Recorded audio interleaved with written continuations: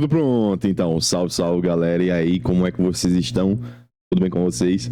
Bom dia, boa tarde, boa noite, boa madrugada para você concurseiro e para você concurseira das carreiras policiais.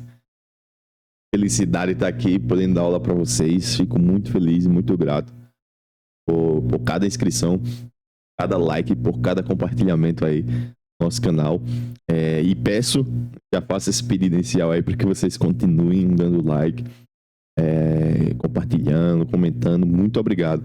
Tô curtindo muito aí que vocês tenham escolhido o nosso canal como um suporte para aprovação para vocês, principalmente para vocês que estão estudando aí para a Polícia Militar do Estado de Alagoas. Muito obrigado, galera. Tamo junto sempre. Bom, como eu sempre inicio os vídeos falando, aqui quem fala é o Jardel, professor, pesquisador e mentor em Direito. E hoje nós continuaremos as aulas de Direito Penal, tá?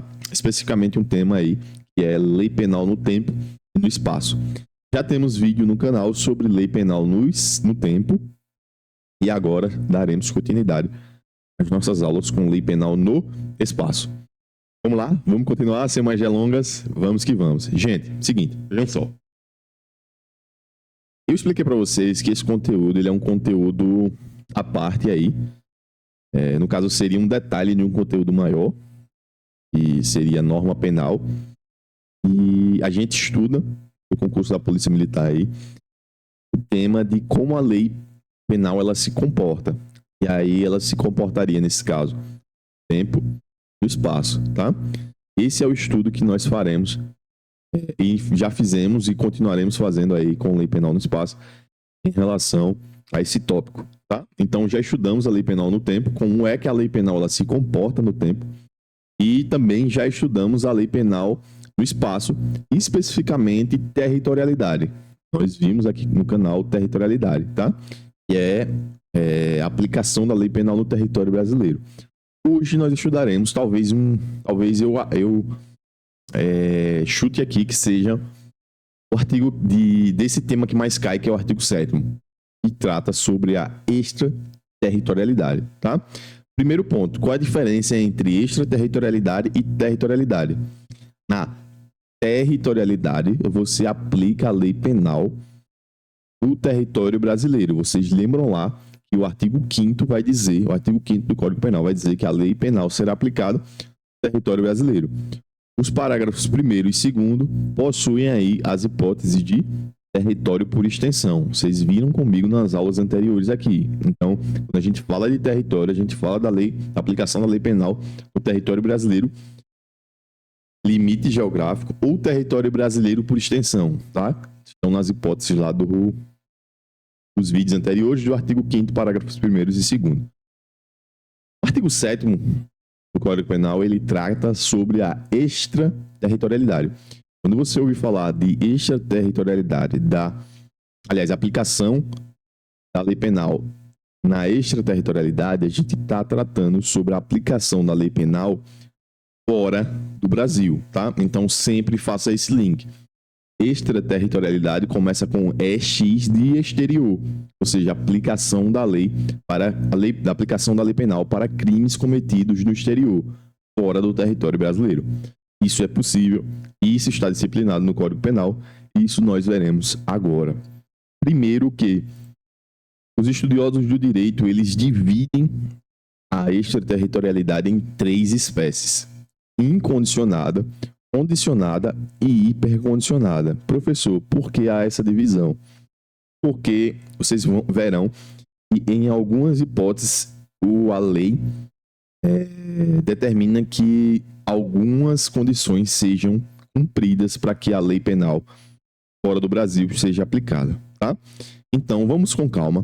Vamos começar inicialmente com a hipótese de extraterritorialidade incondicionada. Eu vou explicar para vocês também, a partir de exemplos e também da forma que eu faço, para poder catalogar cada uma delas, ou seja, identificar qual delas se aplica na hipótese.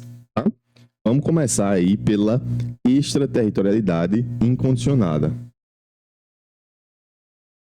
Vejam só onde é que ela está disposta. A incondicionada ela está disposta no artigo 7º, inciso 1 do Código Penal, tá? Primeiro eu vou pro lado direito aqui para explicar para vocês o porquê dela é incondicionada, que o código já trouxe. Ó, o código diz o seguinte: nos casos do inciso 1, o agente é punido segundo a lei brasileira, ainda que absolvido ou condenado no estrangeiro. Ou seja, se acontecer as hipóteses contidas no inciso 1, não há necessidade de nenhuma outra condicionante. Se aplica a lei penal ao cara, ainda que ele seja absolvido ou condenado no estrangeiro, tá? Então, o parágrafo 1º, ele já evidencia que não há condição. Beleza? E o inciso 1, ele traz 4 hipóteses em que é possível a aplicação da lei penal, com a hipótese de extraterritorialidade incondicionada. Então, lembra, primeiro quantos e depois quais. Quantos? São 4 hipóteses: A, B, C e D. A primeira hipótese contida no inciso A é quando esse crime cometido no exterior, ele seja cometido contra a vida ou a liberdade do presidente da República. Tá? Professor, me dá um exemplo. Quando o presidente da República vai, por exemplo, para uma reunião da ONU nos Estados Unidos e alguém tenta matar o presidente, atira nele para matar. Foi um crime contra a vida aí do presidente. Nessa hipótese, o Brasil, perceba que o crime foi cometido nos Estados Unidos, mas nessa hipótese o Brasil pode punir o cara pelo crime que ele cometeu, tá? E essa punição, ela é aplicada conforme o parágrafo 1º, vejam o parágrafo 1º, ainda que ele seja absolvido ou condenado lá nos Estados Unidos. Então, mesmo que ainda ele seja absolvido ou condenado nos Estados Unidos, o Brasil pode responsabilizá-lo pelo crime. Tá? Então, a primeira hipótese é contra a vida ou a liberdade do presidente da República. Observação, cuidado, galera. Fiquem atentos que é contra a vida ou a liberdade do presidente da República. Professor, por que você está me dizendo isso? Porque eu já vi a banca colocar como pegadinha contra o patrimônio do presidente da República. Nesse caso, não se aplica, tá? Só seria aplicada a extraterritorialidade incondicionada quando o crime for cometido contra a vida ou a liberdade do presidente da República. Beleza? Vamos para a hipótese 2. Contra o patrimônio ou a fé pública da União, do Distrito Federal, Estado e território de município, empresa pública, sociedade de economia mista, autarquia ou fundação instituída pelo poder público. Sim, aqui acontece quando o crime ele é cometido contra o patrimônio ou a fé pública.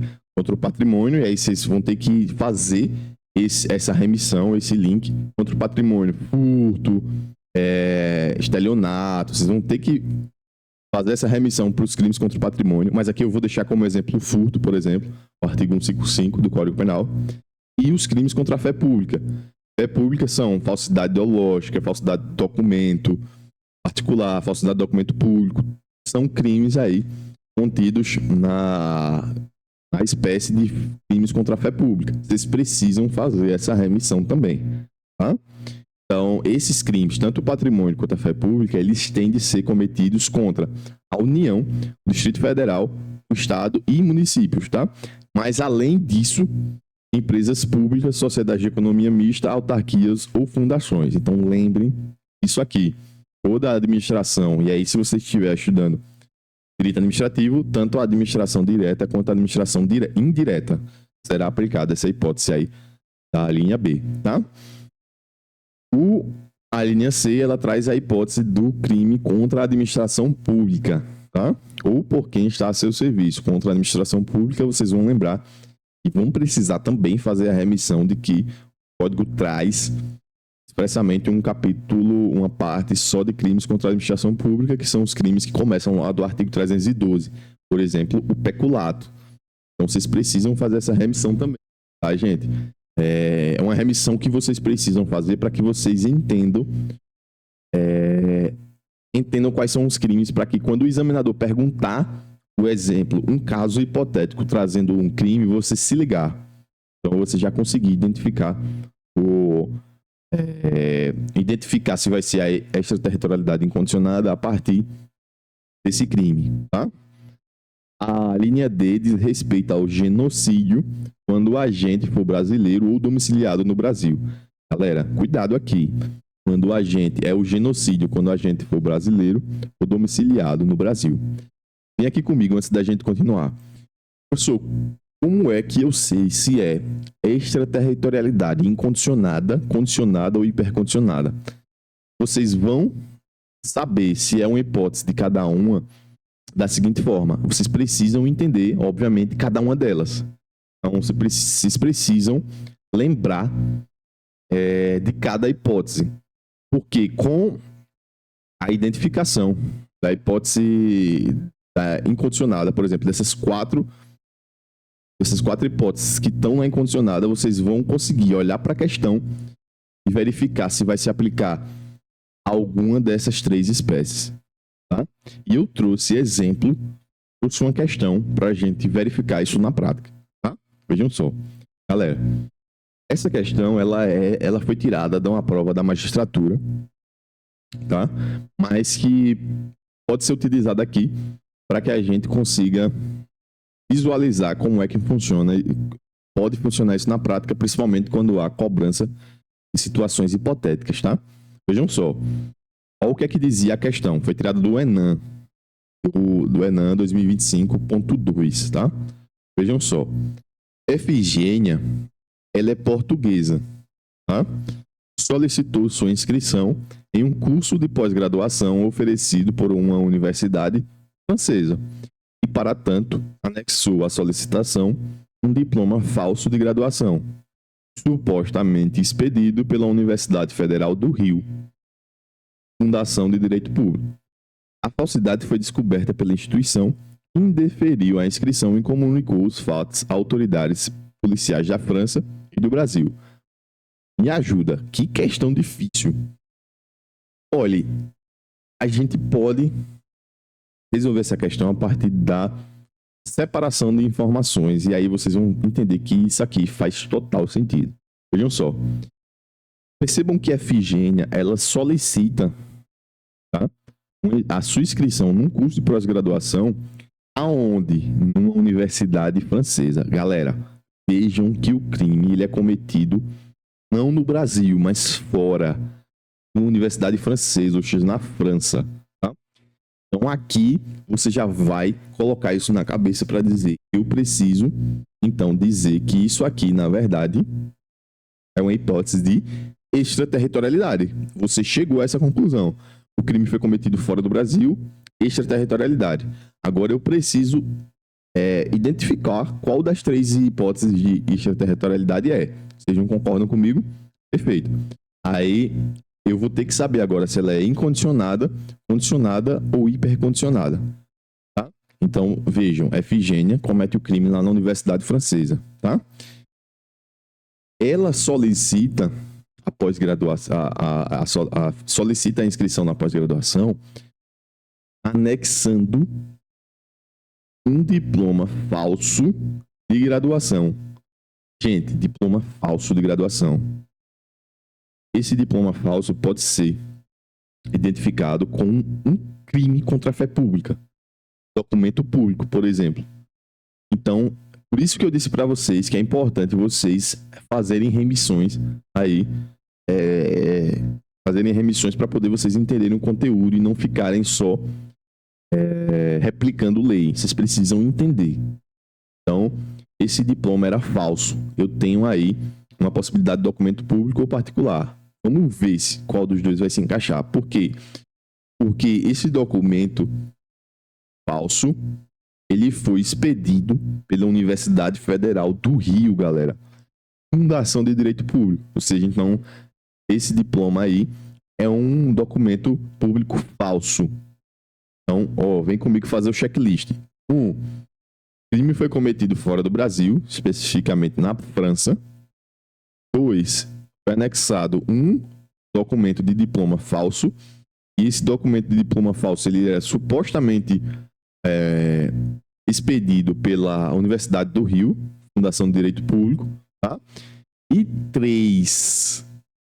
Ponto 3, que já é a minha pergunta. E aí, o Brasil pode punir essa pessoa pela... o Brasil pode punir essa pessoa aí que cometeu um crime fora? Pausa o vídeo, pensa e responde. 1, 2, 3 e pode. Galera, a gente tá falando, vocês já viram comigo aqui agora há pouco, que nós estamos tratando da hipótese de extraterritorialidade. Agora a gente vai descobrir se ela é incondicionada, condicionada ou hipercondicionada. O diploma foi expedido pela Universidade Federal do Rio. Olha onde tá. Olha onde tá aqui o gabarito, a sua resposta. Tá aqui, ó. Olhem a linha B. Contra crimes cometidos contra o patrimônio, a fé pública. Galera, diploma falso, documento público falso. Crime contra a fé pública. E essa fé pública foi cometida contra uma fundação. Vejam que no linha B está a fundação. A fundação seria a Universidade Federal do Rio. Então, extraterritorialidade incondicionada. Tá? Não importa se ele foi, como diz o parágrafo 1º, absolvido, ainda que absolvido ou condenado no estrangeiro. Tá? Então, o gabarito dessa questão seria: ela deve ser responsabilizada penalmente pelo fato no Brasil, tratando-se de hipótese de extraterritorialidade incondicionada da lei penal brasileira, à luz do princípio da defesa. Esses princípios nós vamos ver no fim da aula, vocês vão entender melhor isso aqui. Mas percebam que ela vai ser responsabilizada e a hipótese é de extraterritorialidade condicionada. Beleza, galera? Vamos que vamos. Já superamos a incondicionada e agora nós vamos para condicionada. Vejam só o que é que diz a extraterritorialidade condicionada. Aqui, obviamente, como o próprio nome diz, será necessário condições para que a lei penal seja aplicada. Tem previsão lá no artigo 7º, inciso 2 do CP, do Código Penal. E aí, esses crimes, eles precisam ser condicionados, obviamente e redundantemente, às condições contidas no parágrafo 2º do Código Penal. Quais crimes, professor? A linha A, por tratado ou convenção, o Brasil se obrigou a reprimir. A linha B, os crimes praticados por brasileiro. Tá? Então, se um brasileiro praticou um crime fora do Brasil, é possível ser aplicado, porque diz a linha B, os crimes praticados por brasileiro. A linha C, praticados em aeronaves ou embarcações brasileiras, mercantes ou de propriedade privada, quando em território estrangeiro, e aí não sejam julgados. Galera, cuidado com a linha C para você não confundir com territorialidade. E a gente já viu toda aquela aula de embarcações e aeronaves. Vocês lembram? Qual a diferença de um e de outro? Na extraterritorialidade, o crime é cometido numa embarcação, num barco ou numa aeronave quando eles estiverem em território estrangeiro. Cuidado com isso aqui. E lá, nesse território estrangeiro, eles não sejam julgados. Por que é diferente? Porque na territorialidade, vocês vão ver que a pessoa será punida quando a embarcação ou o avião eles estão sobrevoando o espaço aéreo ou em alto mar, né? Ou em alto mar. Então, cuidado com isso aqui, galera, para vocês não confundirem. Revisem isso, saindo da aula, faz essa revisão. A linha B, para você diferenciar entre extraterritorialidade e territorialidade. Na extra, o crime é cometido fora do Brasil, no território estrangeiro, e a pessoa não pode ser julgada. Tá? Quais são as condições? Deixa eu me puxar aqui para o lado, para vocês visualizarem melhor, tá? O parágrafo 2º diz o seguinte: nos casos do inciso 2, a aplicação da lei depende do concurso das seguintes condições: entrar o agente no território nacional, ou seja, a pessoa que cometeu qualquer desses crimes aí, na linha A, B e C, ela tem que entrar no território nacional. O fato também tem que ser punível no país em que foi praticado, ou seja, tem que ser punível lá fora do Brasil. O crime deve estar incluído entre aqueles pelos quais a lei brasileira autoriza extradição, ou seja, a pessoa cometeu o crime, ela precisa ser possível ela ser extraditada. Tá? A linha D, não ter sido agente absolvido no estrangeiro ou não ter aí cumprido a pena. Tá? Ele não pode ter sido absolvido no estrangeiro ou não ter aí cumprido a pena. E não ter sido agente perdoado no estrangeiro ou por outro motivo não está extinta a punibilidade, segundo a lei mais favorável. Então, percebam que as hipóteses de extraterritorialidade são condicionadas, são maiores do que a incondicionada. Aprendam, entendam e lembrem, primeiramente, das incondicionadas, que vocês vão começar. Vai ser mais fácil, vai ser mais tranquilo e mais rápido de vocês diferenciarem a incondicionada da condicionada. E aí vocês verão que a hipótese de hipercondicionada ainda é mais tranquilo também. Mas aprendam aquelas 4 hipóteses, primeiro o quanto, depois quais. 4 hipóteses. Vocês aprendem ela, que aí vocês já vão conseguir diferenciar incondicionada de condicionada. Percebam que condicionada tem muitos outros detalhes. Tá, galera? Então, vem comigo aqui.